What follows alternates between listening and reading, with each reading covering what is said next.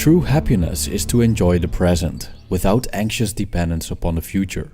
Not to amuse ourselves with either hopes or fears, but to rest satisfied with what we have, which is sufficient. For he that is so wants nothing.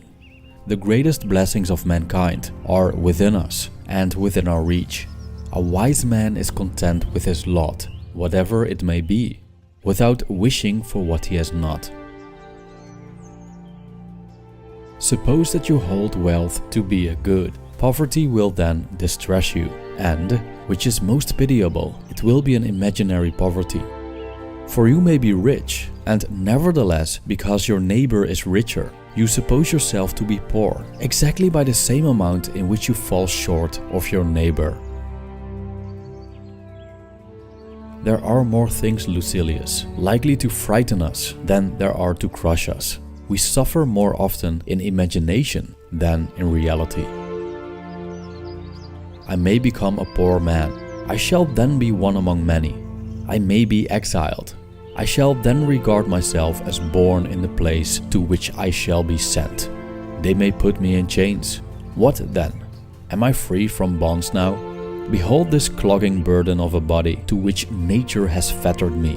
I shall die, you say. You mean to say, I shall cease to run the risk of sickness. I shall cease to run the risk of imprisonment. I shall cease to run the risk of death. The greatest impediment to living is expectancy, which relies on tomorrow and wastes today. You map out what is in fortune's hand, but let slip what's in your own hand. What are you aiming at? What's your goal? And that's to come lies in uncertainty. Live right now. Death is neither a good nor a bad thing. For that alone, which is something can be a good or a bad thing. But that which is nothing and reduces all things to nothing does not hand us over to either fortune, because good and bad require some material to work upon. Fortune cannot take a hold of that which nature has let go, nor can a man be unhappy if he is nothing. I shall now show you how you may know that you are not wise. The wise man is joyful, happy and calm, unshaken. He lives on a plane with the gods. Now go, question yourself. If you are never downcast, if your mind is not harassed by any apprehension through anticipation of what is to come, if day and night your soul keeps on its even and unswerving course, upright and content with itself, then you have attained the greatest good that mortals can possess. If, however, you seek pleasures of all kinds, in all directions, you must know that you are as far short of wisdom as you are short of joy. Worse than war is the very fear of war. The cause of anger is the belief that we are injured. This belief, therefore, should not be lightly entertained. We ought not to fly into a rage, even when the injury appears to be open and distinct. For some, false things bear the semblance of truth. We should always allow some time to elapse, for time discloses the truth. Our minds must have relaxation. Rested, they will rise up better and keener, just as we must not force fertile fields, for uninterrupted production will quickly exhaust them. So continual labor will break the power of our minds.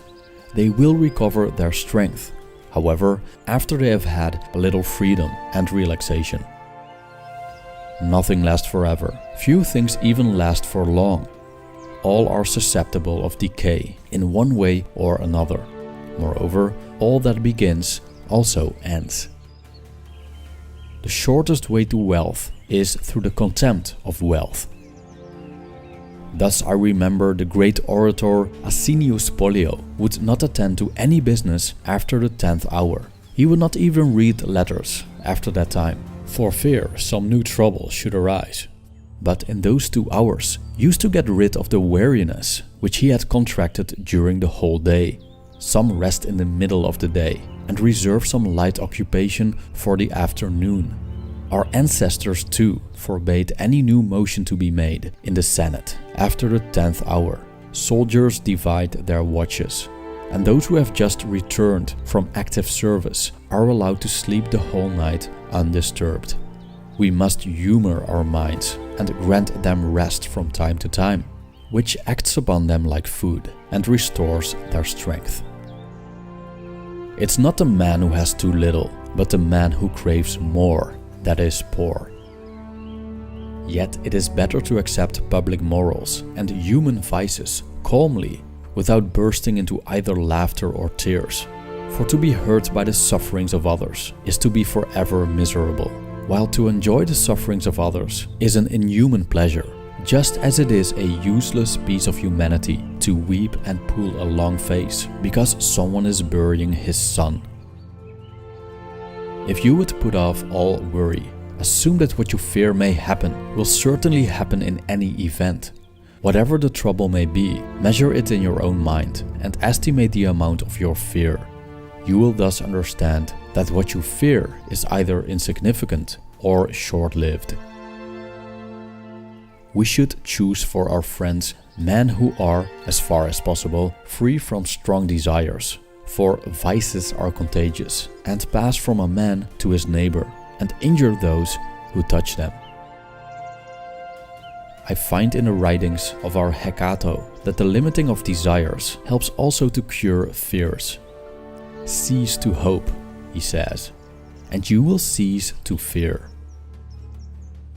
Accordingly, weigh carefully your hopes as well as your fears, and whenever all the elements are in doubt, decide in your own favor, believe what you prefer.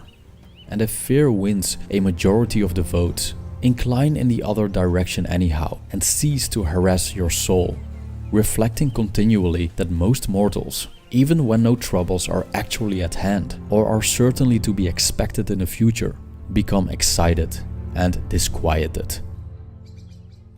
I see what you are looking for. You are asking what I have packed into my letter. What inspiriting saying from some mastermind, what useful precept. So I shall send you something dealing with this very subject, which has been under discussion. Epicurus upbraids those who crave as much as those who shrink from death. It is absurd, he says, to run towards death because you are tired of life, when it is your manner of life that has made you run towards death. Look back and recall when you were ever sure of your purpose. How few days turned out as you had intended, when you were ever at your own disposal, when your face showed its own expression, when your mind was free from disturbance. What accomplishment can you claim in such a long life? How many have plundered your existence without your being aware of what you were losing? How much time has been lost to groundless anguish, foolish pleasure, greedy desire, the charms of society?